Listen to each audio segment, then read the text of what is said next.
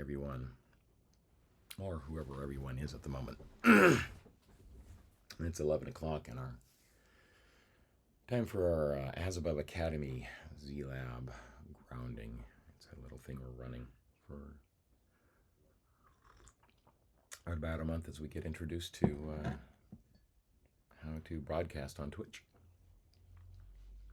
And it's been kind of an interesting experiment so far. Just still getting used to all of the little widgets and how we go about connecting here.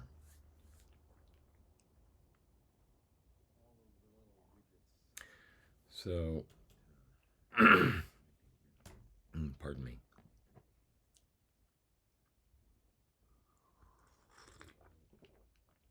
This morning, or this weekend, I was off on a men's retreat. I was there for 4 days, part of the staff, and we set up a container, a space where we bring other men in who are struggling with personal issues in their lives and want a means of exploring more, something beyond what they have had the ability to do for themselves, in a way which is reflected by the work that many of the men that I know are doing personally as well, in light of where the world is and where we as individuals stand in it. Anyway, it's an organization that I've been a part of for almost 4 years now. And this weekend I served as what we call a men of service, which means that I was one among many on a team providing the food and support to the men who were facilitating this personal work for other men. We were the support services for those providing the support services for those needing support.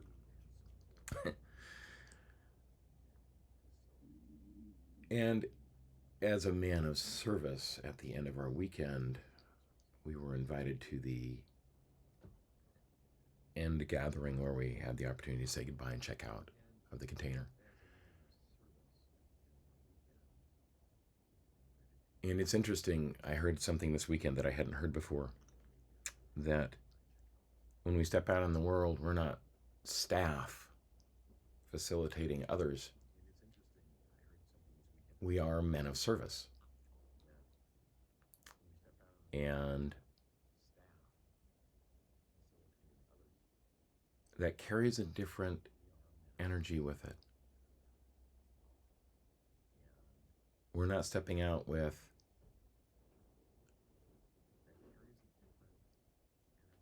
the place of being staff. We're not being hired. We're not selling ourselves. We're not trying to sell something to another. We're simply being in service. And it's part of our being is to be men of service. And for me, that kind of captures something that, oh, hi, Eileen. Sorry I didn't see you over there in the chat. I have the chat removed. Welcome.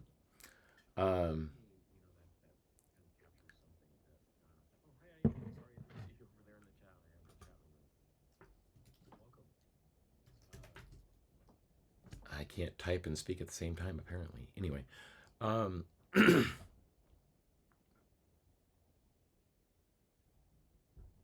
it kind of brought to light for me the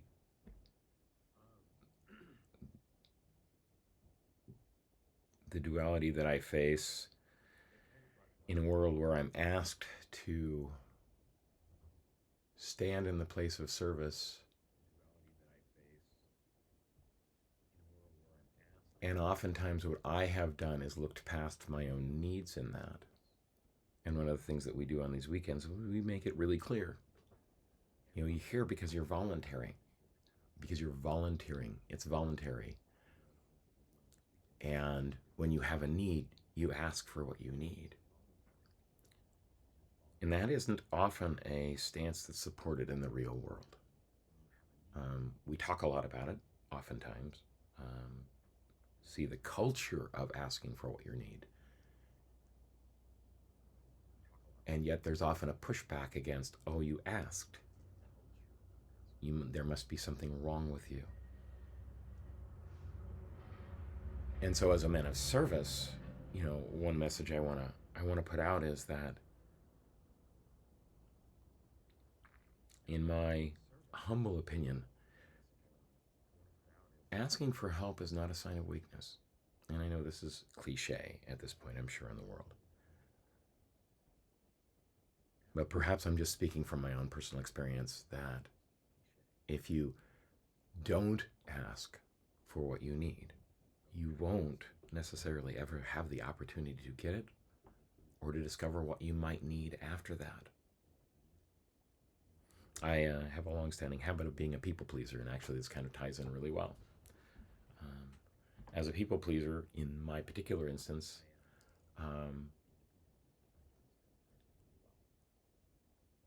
I would always be the person on staff to make another person happy. I was always twice removed from any truth that I felt personally. In other words, somebody else's need or want would be the primary focus of my attention, and then trying to figure out with my heart and my mind in combination how I could fulfill that need was my way of finding safety and feeling loved in the world.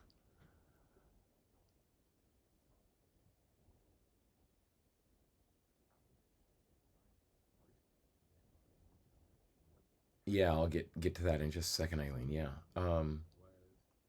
And I ended up giving away too much to the point where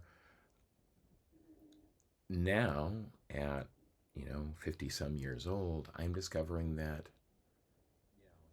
I was always out there trying to find what I need through my interactions with others, and I lost the ability to listen to my inner voice. And I'm finding that the only way I find that is in very, very deep silence. And it becomes very hard to hear when having a lot of clattering on around me, whether it's other people's voices, other people's opinions, other people's way of seeing things, other people's ways of doing things, them trying to fix.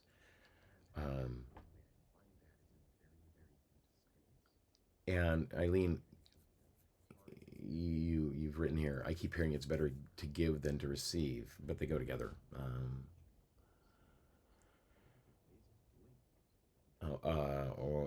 That what feels better is to be on the go and controlling side of the gifting. Um,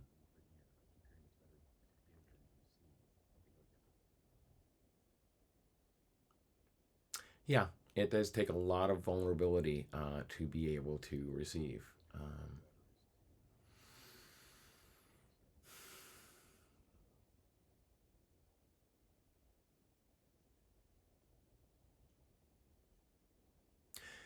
And I'm actually going to throw out that it also takes a lot of vulnerability to be able to erect boundaries which allow oneself to feel safe in oneself. That's actually the vulnerable thing for me. I learned to share and be vulnerable and be open and expressive to a fault, not realizing that I needed to save some of that for me. And stepping into this new portion of my life, that's what I'm finding. So it's a very interesting dance, I think, with where our native energies and native beliefs stand and come from, and how that often may inform us to the work that we need to do or that we feel comfortable with, versus how somebody might not be comfortable with that same kind of interaction or dynamic. So I wonder, I wonder how are you in service to others? How are you in service to yourself? How do you balance those things? How do you say to yourself, I need to honor this from me now? Do you have that practice? Do you know whether you whether you have a penchant for giving yourself away or being too closed, whether you share so openly that it's actually become a defense mechanism. Because I know for me, if I could tell you all the secrets about myself right off the bat within the first 20 minutes, 30 minutes, hour and a half, especially if I was going into a romantic relationship, then um, then it gives this ability to feel powerful in that moment, and yet it also can be a defense mechanism. It protects me from you saying, "Oh, well, that's too much," a year down the road. It protects me from imminent loss, or it feels like it protects me from imminent loss, knowing that that other shoe is going to drop. So if I get it out of the way ahead of time, if there's no reason for you not to like me ahead of time, then of course you'll stay in my life, and that will provide me safety. And I have seen so many different people approach their own different shadow dynamic or energetic dynamic from so many different directions. And I'm in awe of how each time I find somebody else, and I thought I'd learned it all. I thought I'd learned, I know how somebody else sees it. And to be really present and listen to them and actually really truly listening.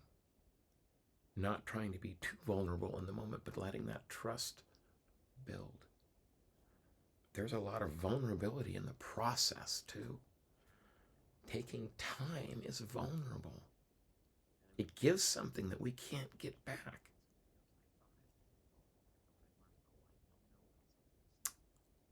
There's a line out of a passage I read this morning, and I think I want to use it as a contemplation for a few minutes of silence before I wrap up. And it reads like this: I confess, I have the thought of great thoughts, and I've sung great songs. All of it is rehearsal for the majesty of being held. I've thought great thoughts and sung great songs, and all of it has been rehearsal for the majesty of being held. So I'm going to invite whoever is listening to this at the moment to just sit with that for maybe a minute. I'll speak up when a little bit of time has passed.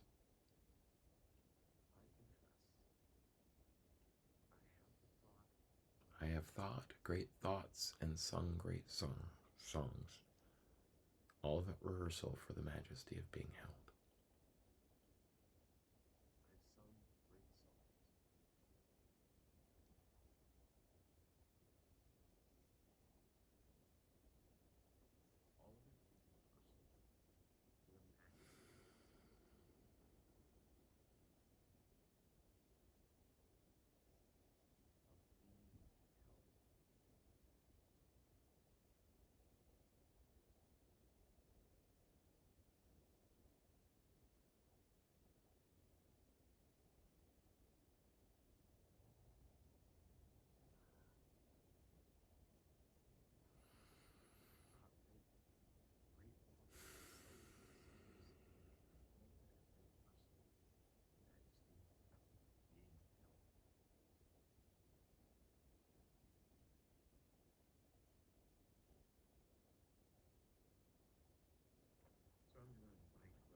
The thing that occurred to me earlier after I'd read that passage initially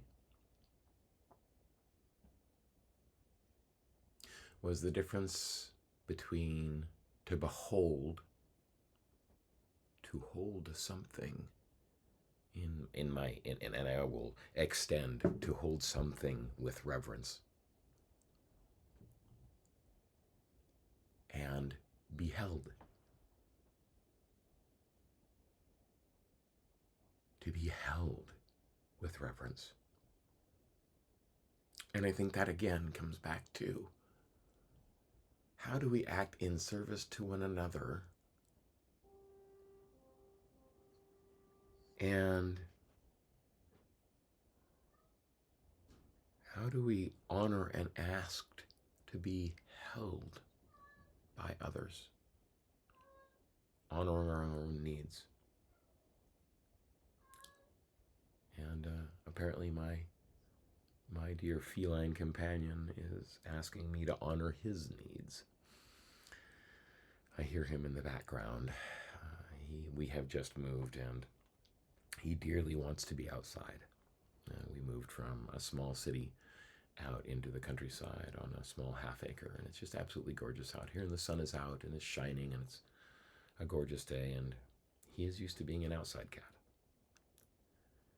and so it's difficult to exert my will over another soul. But it has been asked of me that I consider that keeping him in for now is safer for him as we all get adjusted to this new space. And yet, I can feel his angst. And so I am balancing between serving, serving causes.